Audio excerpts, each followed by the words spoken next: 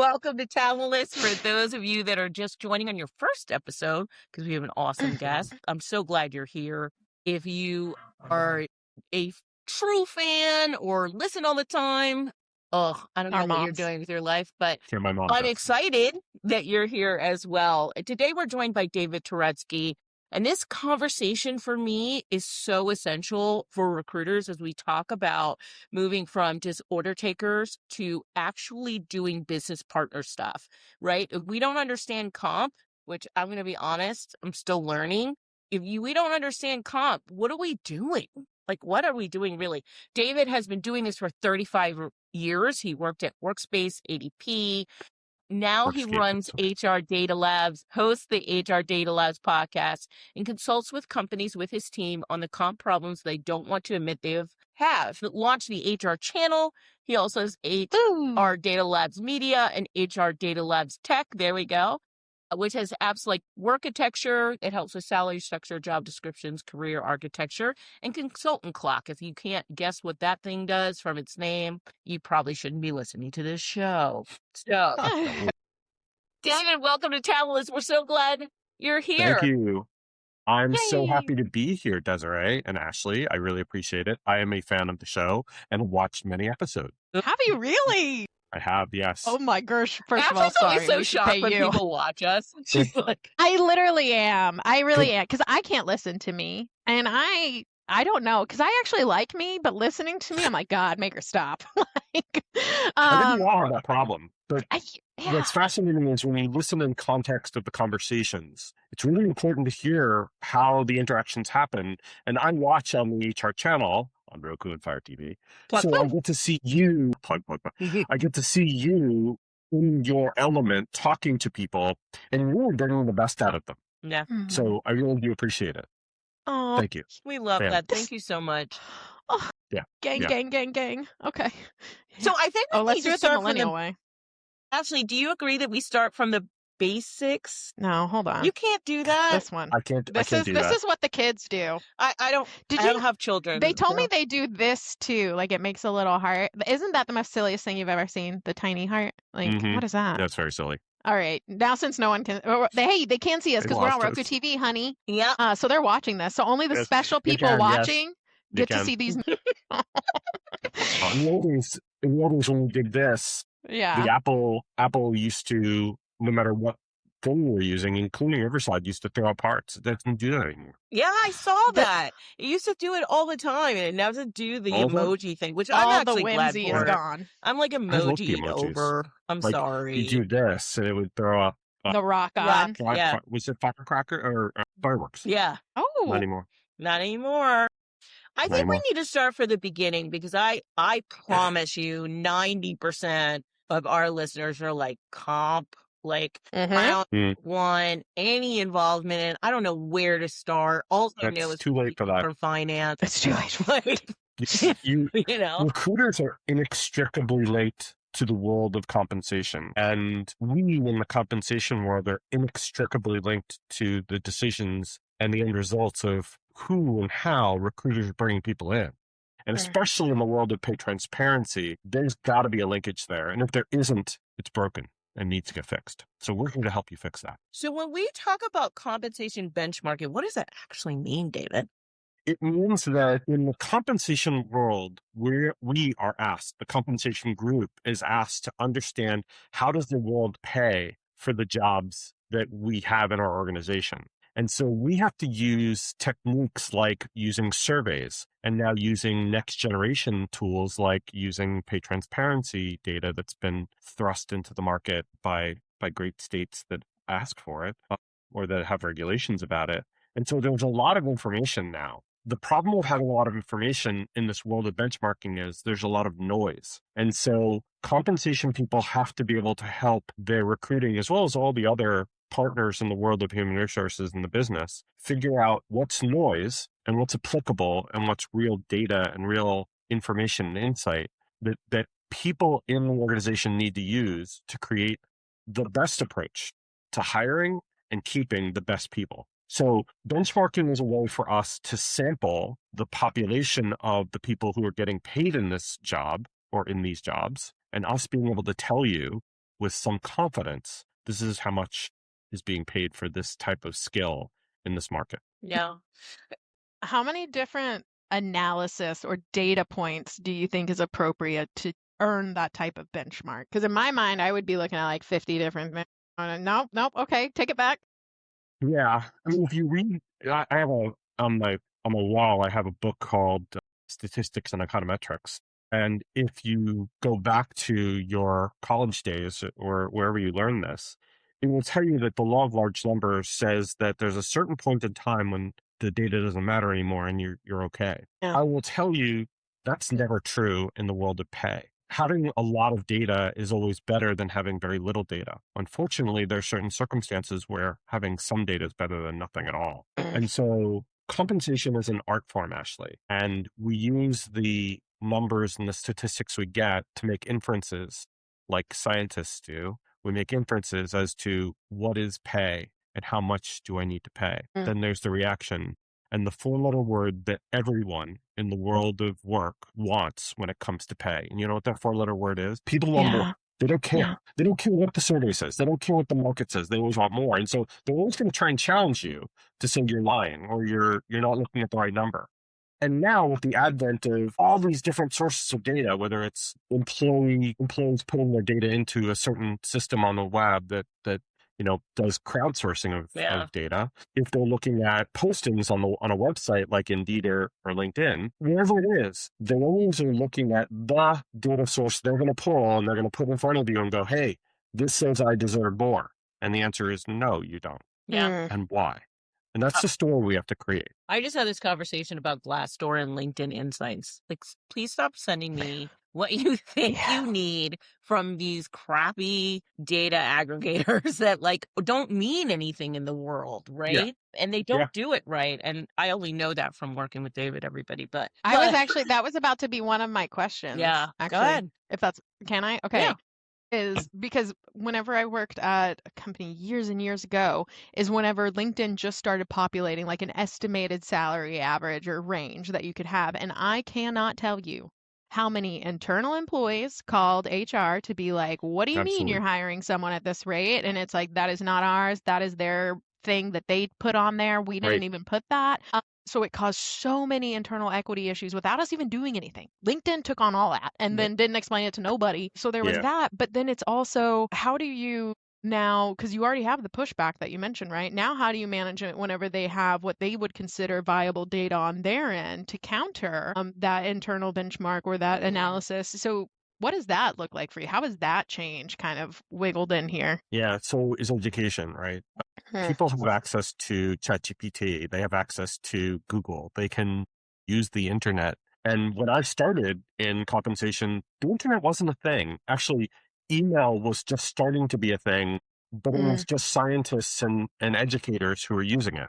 Yeah, okay, 35 plus years ago. But using the web, now you can find all these things out and everybody has their own source, right? They can go to here and there and the other. Education is the key here. And so we advocate of pay transparency. Pay transparency is not the solution, but I'm going to blame pay transparency to say, if pay transparency is a thing, then we need to educate all of the people, all of your workers, all of your candidates, all of your leaders, all of your managers, all your supervisors, in what is the data that they're looking at versus what is the data that we use internally in HR, the recruiters, the comp people, the HR generalists, to be able to judge whether or not we have the right information and insight to understand how much pay should be.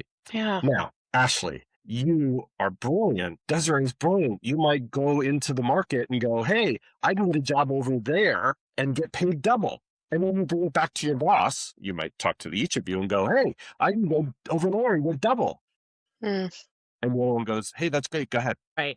Really? You're not going to try to keep me here? No. You said you're going to go over there and get double. Go ahead. Go get it. I can't pay you double. Right?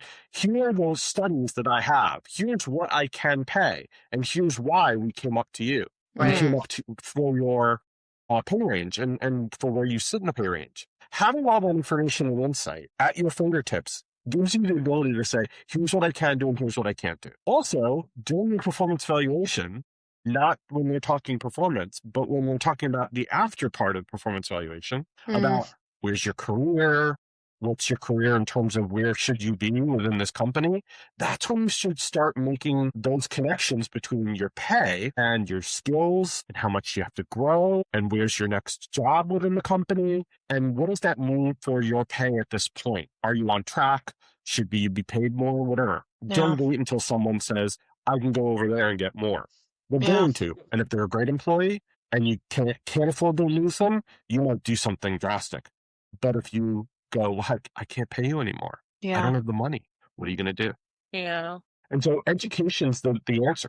And education means having the script available for the managers, having the education on what are the tools that we have to judge whether or not you're paid effectively. Yeah. And we need to share that. We can't hold on to it like we used to and go, you may not know the answer. Well, and I love the thought of the education piece just because there's a whole mystification in this, right? There is definitely a power card holder and someone who doesn't have any cards. And one, pay transparency kind of evens that out, but two, the education also allows them to arm themselves to kind of level that playing field and to say, because if people there's so many companies who are not actually willing to pay what the work is worth. And even if you say the range is 90 to 100 and they're like, we can get homie for 75, I bet. Like, why? For what? Like, we already decided this is what the work is worth. Yeah. And so the inequitability versus equitability, and I say this a lot, but to me, as a recruiter, if you're and in the whole surface of DEI, you can get as diverse and as inclusive as you want. If baseline is an equitable pay for what the work is worth, comparison to each worker, I don't want it. Right. I don't care if it's inclusive if you're underpaying me. Yeah. I don't care how much you include me. Pay me. Screw you. Yeah, that's true. I can be included somewhere else. Right, exactly. Well, Desmond's heard me say this before, Ashley. I don't think I've talked to you about this, but there are no bargains. Bargains are bullshit, pardon my French. I like the French. You cannot have bargains anymore. There used to be a way before 1964, before the Equal Pay Act. There were tons of bargains because we openly discriminated against people. Someone told me there was this thing where women were paid 82 cents on the dollar or 86 cents on the dollar to men in the same position. I've heard it. I don't believe it, though. Because this is 2026, and the Equal Pay Act has been a thing for now, how many years? Since 1964? The Lilly Ledbetter. That's 62 years. Yeah. Well, Ledbetter is different, though. What Ledbetter enabled us to do is to say that the clock resets on statute of limitations based on the last payment, the last payment of base pay or the last time you were paid by a company. That could be your severance. It could be your base pay, whatever it is. So statute of limitations, the run out becomes a joke at that point. And it's wonderful because then a person can go way back in terms of how they can sue for underpayment. The problem is that still exists the difference between how men get paid and women get paid, how people of color get paid versus people who are Caucasian. There is a disgusting amount of discrimination that still happens based on sexual orientation. And so and I'm getting up on a pedestal here, but my advice to recruiters is... This episode of the Talentless Podcast is brought to you by Do Better Consulting. Hiring is broken. Job searches are broken. And honestly, most career advice out there is just recycled nonsense. Do Better Consulting exists for people who are done guessing. They work with mid to senior leaders, founders, and talent teams to get clear on their signal, how they show up in the market, how they hire, and how decisions actually get made. No fluff, no templates just to say you have them.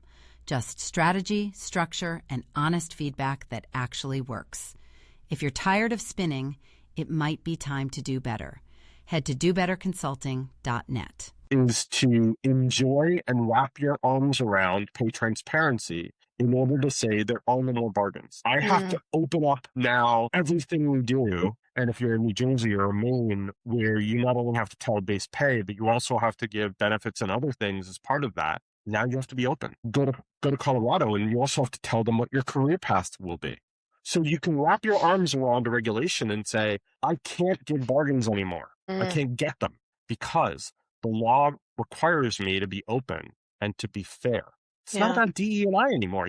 Right. It's about being fair to every candidate. Where do you think it's failing right now, though, paid transparency? Because, like, I've seen job posts in states, and I'm like, $3 to $999,000 is not Yeah. a real range. Yeah. Like, what are the laws are there, but are they really giving enough guideline about what you're supposed to do?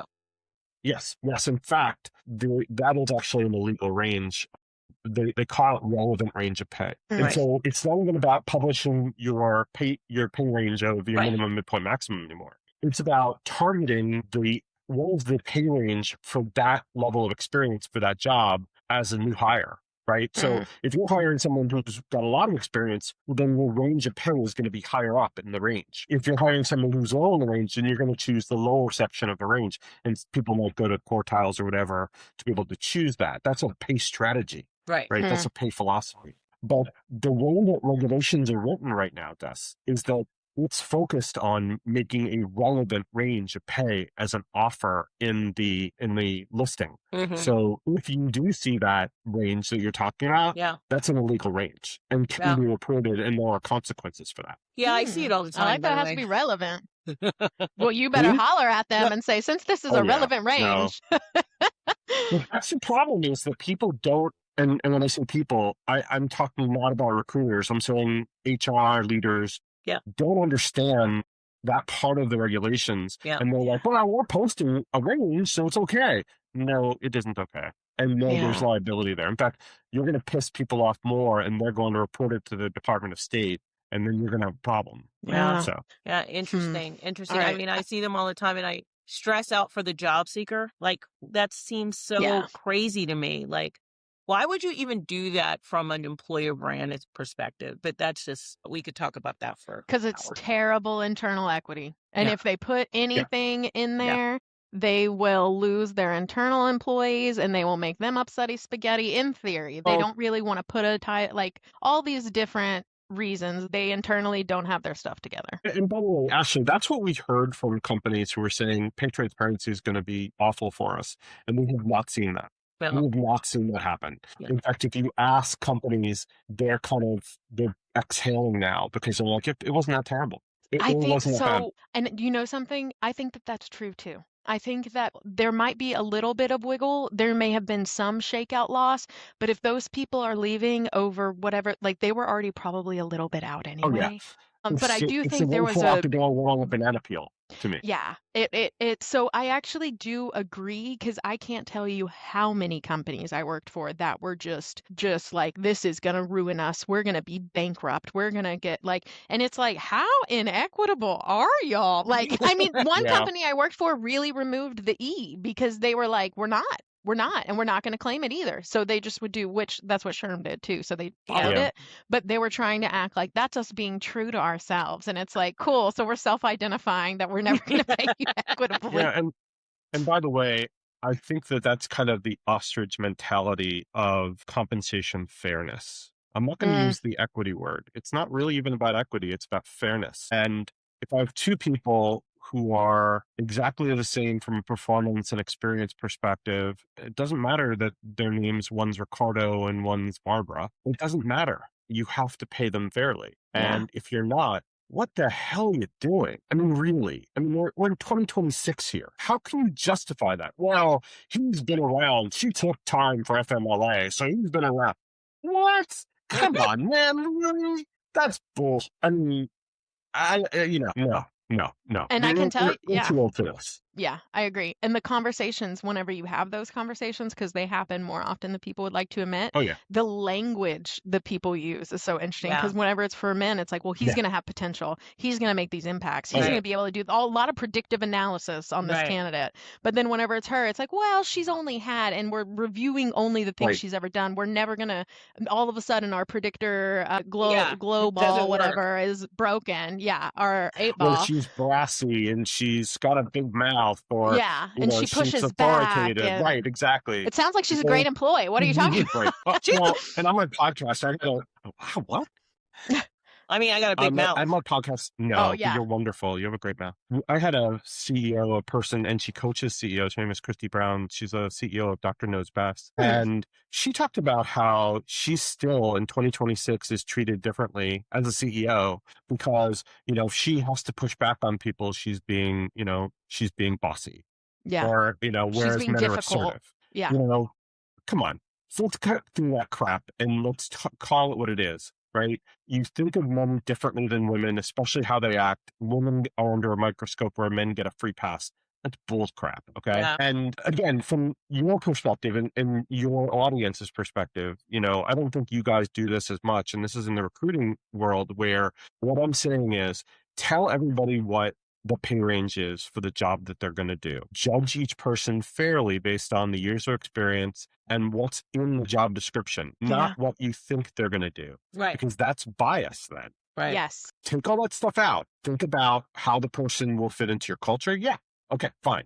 But still pay them equally based on their on paper as well as their demonstrated competencies. And give people a chance. Give them a chance. Could I ask you real quick? Because I kind of think of it in a different, and I don't know that this is right, so coach me on this, but I actually think of it in a different realm. I actually don't think the pay should be dependent on the person at all. I think the pay should be actually dependent on the role. And if the person with that experience wants to take on this work for that worth, then that's one thing. And then we're just trying to get whoever is the best qualified and also can be not just a fit, but a contributor to it. So I kind of do it a little bit weird, unless, again, let's say we have someone and then we find someone awesome and it's like, okay, we could move them to senior. Then, okay, now we're going to base it off of their specific skill set. But if the role is, I need a junior software engineer and the range, and we've decided we're going to pay $95K, we can go to 110 maybe. This might sound cuckoo bananas. I'm all for the people. I say 110. That's what I'm going to tell every single one of these candidates. This is what we're going to do. And then if you can't fit that, then we can't fit, then that's okay. But I do kind of do it as this is what the work is worth. This might be a fit for you. It might not. I'm not sure. Is that, what would you say about that? Is that kind of counterintuitive? Is it a little backwards or what are your thoughts? And you can totally tell me that. I'm happy to be. Yeah, no, you're actually right. Needing to learn. But it's a process issue, right? It's a process issue that you're deciding on and a philosophy issue as well. Typically what happens is comp will say, here's the range of pay that we can use as an offer for a person who has this much experience, right?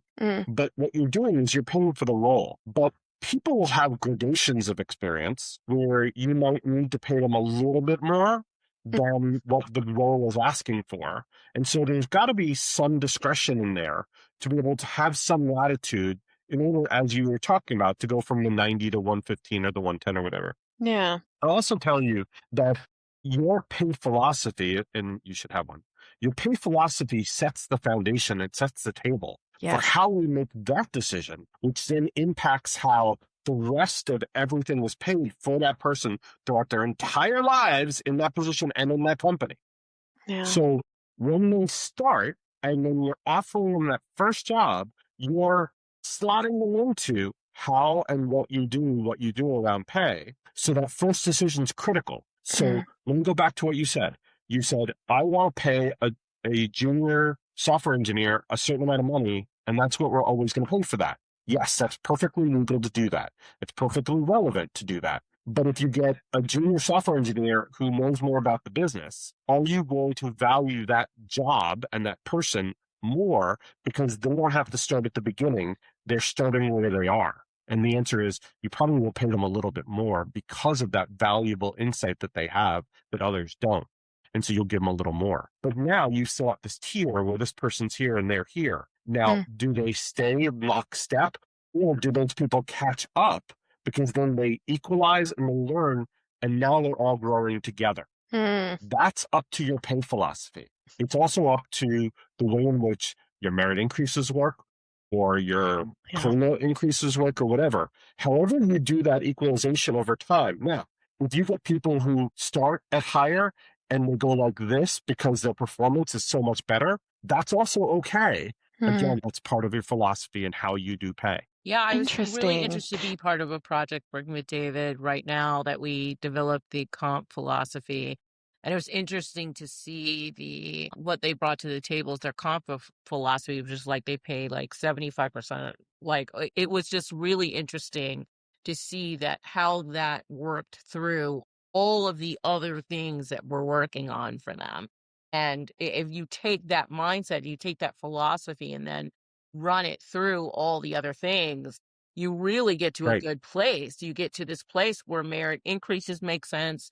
How we're looking at the market makes sense. They want to be, in the top percentile. That makes a difference as they go forward. And that's what they've said. And that makes a difference. Now, if you say to me, like, oh, we just want to pay the least because we don't have a lot of money, that changes everything else you do in comp. Right. And Yeah. so it was a really Yep. interesting exercise for me to go through that with them, because I can't tell you that most companies have a comp philosophy. I would love to know if I reached out to like 5 companies. Well, they may have a comp philosophy, but it's not stated, right? Yeah. They do Yes, have that. one. Right. Yeah.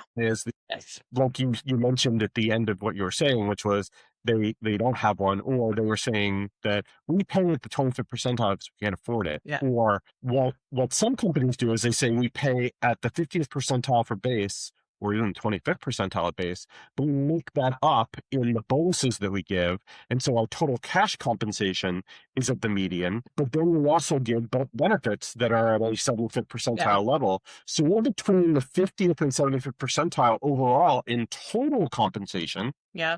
Because we are targeting this on benefits. So going through all those steps that we just talked about, Desiree, when you're giving your offer, you don't just say, well, I'm going to pay you the 25th percentile on base. Right. No, you have to say, I'm going to pay you a little bit lower on base because you're also going to get a bonus. Yep. And they're going to be like, yay, that's great. What does that get me? Well, that gets you to the median of the market. But our benefits package is so rich, it takes you to 70%. Well, I'm 19, I just graduated from high school and I don't care about benefits.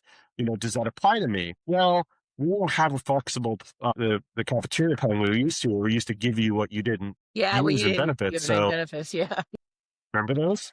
Yes. But we don't do anymore. And so therefore you're only going to get at the 50th percentile. Yeah. So the way in which that comp philosophy works in terms of the recruiting process is you have to have a good communication strategy to how do I sell this company to the people who are joining, and it's true in terms of pay transparency as well. How do I communicate this in a way that's enticing and makes people understand, why are you paying a little bit less in base? Well, you're going to make it up for me in our incentives. And by the way, incentives could be quite rich. Yeah, that was actually going to be one of my questions, is like, how does the EVP play into all of this? Like, from y'all's perspective, like how much weight, because first of all, it's going to depend on the candidate. There are some people where insurance is the most important thing. Yep. I've worked some places. I worked at a startup where we hired, a whole bunch of young people. They don't understand equity. They don't get equity. They're like, what is a stock? What is an RSU? And I remember telling our CEO, if you're trying to use equity as a way to leverage a lower salary so that way they can have that, which it was a strategy. They were a startup out of the garage. That's what it was. I was like, we have to almost give these kids a class on what this is, how it works. Because to them, it's just a word. It's just that's just sound coming out of someone's mouth. It has no value. It's nothing till it's executed. And so even that, which I am someone who people could tell me you can have 5 billion equity RSUs, and I'm like, it's fairy dust until it's something. Right. And so yeah, how does that all plan into there for y'all? Well, so everything you just went through, Ashley, is true about equity pay. It is on paper wonderful. It's great on paper. But it's also valueless until something happens. Yeah. That something could be, if it's a public company, that something could be vesting, because the moment vesting happens, if it's a public company, you can exercise and sell and get a lot of money, potentially, if the stock is appreciated. If it's restricted stock, it actually has value the moment it's granted to you because you get dividends on it. And so even if it got granted and the price comes down a little bit, it's still worth something because there's actual shares behind your restrictions. When the restrictions lapse, you can actually sell it as shares of common stock. But with options, there is literally zero value to the person getting an option on day one until not only it vests, but until the underlying share actually appreciates from the grant value. And when it appreciates above the grant value and it keeps that throughout the entire life until it's been vested, it's worthless. Yeah. If it Yeah. doesn't stay up, it's worthless. Well, sorry, what's worse about this whole thing is if you're using it as a component of pay in lieu of something else, then that person really feels a loss, a genuine loss in how they eat, how they feed their family, how they school their kids, how they, save up for their vacation, how they take care of an elderly person. And so I always look at equity as being a great long-term strategy for keeping people aligned with the goals of a company, but yet don't consider it as a short-term part of pay. It's a long-term, that's right, it's called a long-term incentive. It's a long-term part of pay, and it should come into your mind every time you're making a decision that has a long-lasting effect on the company. If I take this decision now, is it going to hurt the company 3 or 5 or 10 years down the road? No. Okay, well, we'll make the decision. If it does, maybe I'm a little bit second guessing it. Maybe Yeah. I'm thinking a little bit more closely about it. So we could spend an entire episode talking about the differences in equity We're going to pay. have to have you back on for the equity stuff because, I bet like- you Okay. 99% of our audience still doesn't even understand what they're selling. So, Well, Well, I got a short story for you. Very quick story. So I worked at Morgan Stanley for many years. And as part of that, I helped coach employees who were sometimes leaders, managing directors. And one of the things we had to talk to them about was stock. They traded stock for a living. That's what they did. But when they got employee stock options, or if they got restricted shares, they kind of, lost sight of, well, wait a minute, is this something I can give my kids? Can I gift it to no, it's an employee stock option. It's not giftable. yeah. Wait a minute, but I can trade this one. No, you cannot trade this. And so even the most brilliant people in that world yeah. still needed coaching and assistance and training on what these things are and what are the restrictions on it.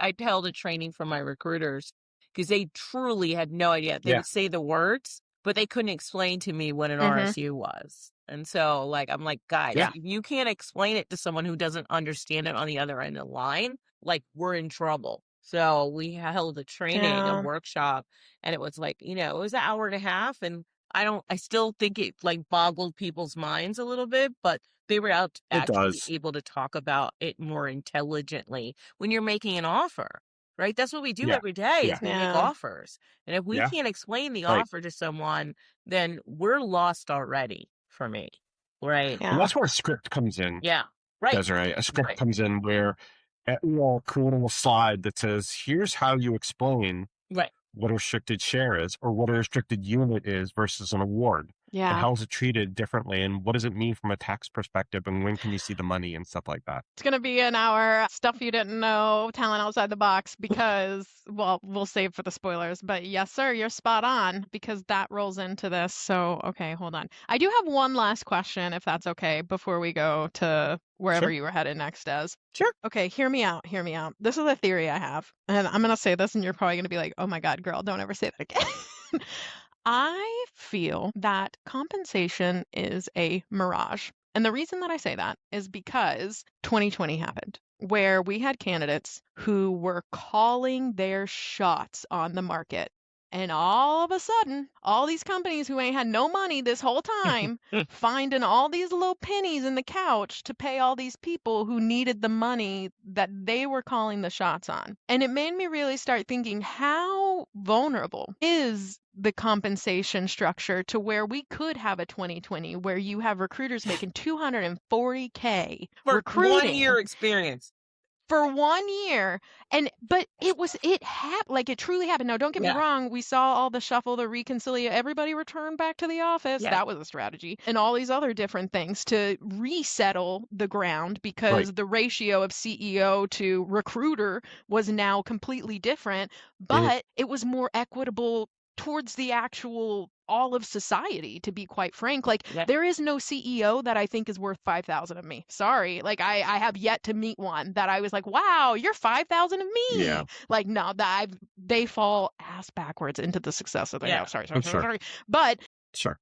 Yeah. But so how much of this, if all recruiters in the world were we deserve 250 and that if we really hung in here together and were this is our benchmark forevermore, could people really change the market like that? Because I think of engineers, I think of all these other jobs that aren't teachers, that aren't nurses, that aren't people saving lives. They're not doing, these grandiose things. They're just building a little wonky something. But they say, well, if you want me to be your Salesforce engineer, that's $400K, honey. And it's like, how do we get there? Did they just call their shot and make it? Or like, what is that for you? Because I live there sometimes where I'm like, we should fight the system. Yeah, and it comes back to economics 101, which is supply and demand. Yeah. Yes. A lot of times, and we saw this happen during the pandemic, that there were pits and troughs where, first of all, we shut down on Monday, and then the next day we had to figure out who was going to be in the boat with us. Yeah. And so we used certain types of people who had certain skills in order to be able to figure out what does the boat look like and how many people are going to be in it with us during this time. Well, who was the most important person there? Well, it was the recruiter, right? You had to hire the right recruiter to be able to fill your boat with the right people in order to be able to withstand the tides of what was going on during this period where we've never experienced this as a people before. Yeah. That happens a lot. It happened during Y2K when we were looking for mainframe programmers back when, way before you guys, Y2K. Yeah. It was millennia. It's not before me. Little cold it's ball. before her. COBOL, yeah. Exactly. That code, who was it? Is it Indeed? Where they were looking for a ZipRecruiter, where they were looking for a mainframe programmer, and what's COBOL?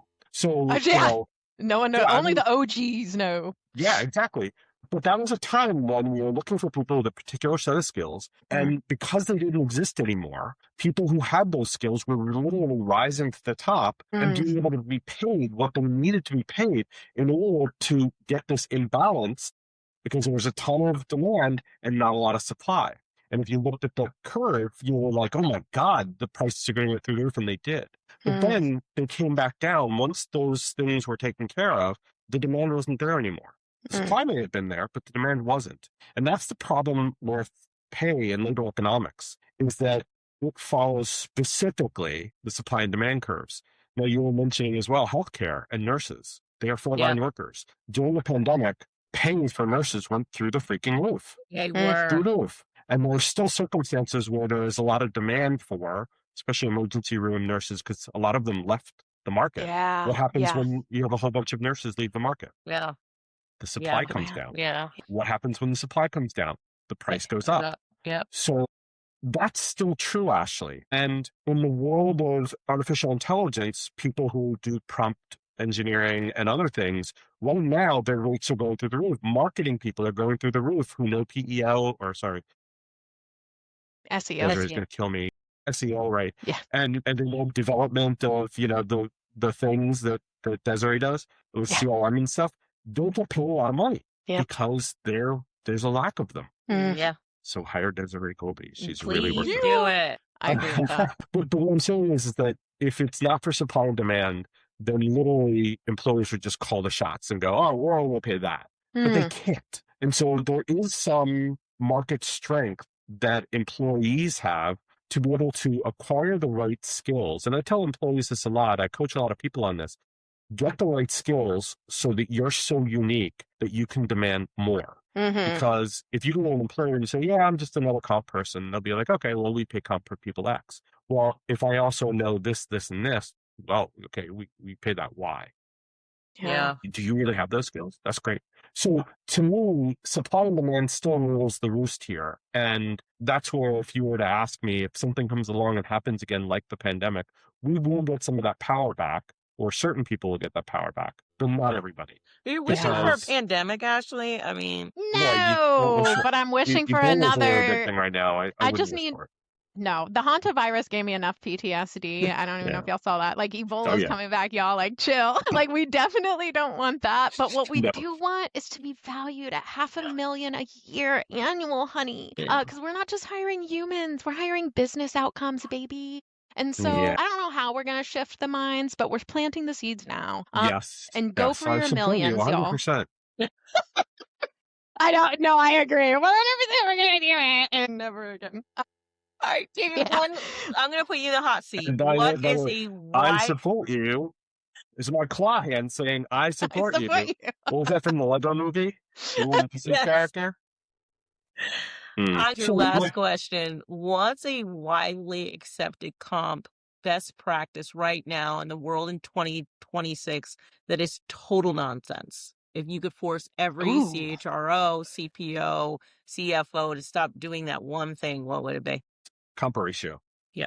It's the most baloney statistic that we offer, and we say, oh, you got to go around one. No, you don't.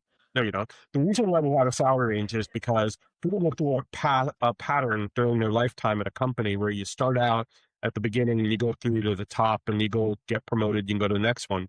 And there's this target comp ratio, which is just horse crap. It's a statistic of awareness than anything else. And we should not be targeting comp ratios. In fact, I hate the word because it's a made-up baloney compensation word that really doesn't tell you anything. Now, market penetration certainly does. Sure. It tells you how far in the market are you for the job you're in. That's one that's much better. But I hate comp ratio. Love it. Good to know. Folks, this is the time that we talk about the psychological or cognitive side of what we've been talking about today. And today's been about comp. So I'm going to turn it over to Ashley. This one is an impromptu talent outside the box per usual. That's our favorite kind. Every week it's impromptu. It's not always impromptu. Every once in a while, I got a little plan. This time, I had no plan, but it's great because this is going to be organic. And this is what it has to do with. Whenever you, as a recruiter, are told or are doing with your desk selling a full EVP because maybe the compensation will not cover the, I guess we could say, the fairness or the hiring that's needed for the candidate, right? So you're going to have to sell the full employee value proposition. You're going to be selling the insurance. You're going to be selling the tuition reimbursement. You're going to be selling the equity. There is a reason that it is important for you to understand equity. Why? Because if the person is already taking a lower salary and comping for this with the equity or with these other things, equity can also cause you to pay taxes. If you don't understand how to explain it, then the candidate who is accepting, thinking, oh, this will be great because I can do XYZ, may not fully comprehend that even when those options are not actually bringing in value, they can still cost you. And so you as a recruiter really need to lean into the clarity and the understanding of what it is that your company offers. And whether that's like what David and Des said, get a script, write something that explains it to the candidates, that explains it to you, that explains it to your managers. Because what you don't want to do is sell something that actually is going to put the candidate in a worse situation financially. And if they're already willing to cooperate and say, you know what, I'll take lower pay because of all these other things, you better make sure what you're selling with those other things are accurate. So that is our talent outside the box. That happened impromptu, baby. And you know I was thinking it on my own because I looked over to the right 5 times and that's where my brain sits. Yoo-hoo! David Turetsky, where can we find you? Plug all the things that you're doing. I want all of them. I can't. I don't think we have time. You need to ask me back to plug all the things. So it's I'll love them in if you can't remember. HRDataLabs.com, HRDataLabs.com, HRDataLabs.com. Yay! Boo! That's the guy with the wavy arms. The HR channel, which you can find this amazing podcast on it. Talentless podcast lives on the HRchannel.tv. And then really everything's on HRDataLabs.com. But we also have the HR Data Labs podcast, which is also on the HR Data Labs website, plus the HRchannel.tv. The HRchannel.tv. Did I say the HRchannel.tv? I mean, I'm looking it up. HRchannel.tv. It's on Fire TV as well as Roku. It's an app on Fire TV and Roku, so you have to actually download the app that is the HRchannel.tv. I'm talking to our listeners. I better see y'all downloading this because I was like, I'm gonna go. I didn't know it was a channel. Yes. That's cool. It's a channel. It's actually an app. It's its own. Yeah, that's its cool. own cool app. That's cool. Wait till you watch yourself on TV, Ash. Oh, I'll throw up. I can't. I love it. What I always love is when my mom do these things and she'll be like, you look a little fat. You know, it is true that, David, it is true that it adds 10 pounds when you're on TV. You look like but you're eating well. That's okay. Mom! This is the reason why you're on Face for Audio. Just keep the audio portion. Oh my God. See, that is why I did podcast. Is because I actually used to say that all the time. I was like, I have a face for radio, so just hear me out, all right? And, well, a lot of us do that, Ashley. It's actually my tagline. Oh, that's hilarious. The HR Data Labs podcast. I have a face for radio. Face for radio. I love that too much. That's going to be one of our shirts in the merch section, Desiree. I would, yeah. purchasing. Add to cart. This was a great one for me. I learned a lot, even though I sit in this stuff every day now, but it was super exciting to have you on, David. As I knew you would be an awesome podcast guest. And so I thank you for that. Thank you so much. I want to make sure that we know the big takeaway is that comp isn't actually a math problem. It's a truth-telling problem. So make sure that we're telling the truth to our candidates, to our employees, that we're making sure that they have growth and doing all the things. If you really need help with compensation benchmarking or figuring all the career architecture or job architecture out, HR Data Labs does an awesome job at this work, and I am inspired by them every day. Now, follow us wherever you get your podcasts. Follow us on Instagram, LinkedIn, Blue Sky, YouTube. Please subscribe on YouTube. I'd love to see you. Subscribe to our new newsletter on Beehive and join the community from our website on talentlesspodcast.com. Please, I love everyone who listens to us. I'd love to hear your dumb stories. I'd love to hear all the things. You have feedback on the podcast, have a show suggestion, DM me on LinkedIn. You know where to find us. Thank you so much. Bye-bye. Bye. Thank you. Bye.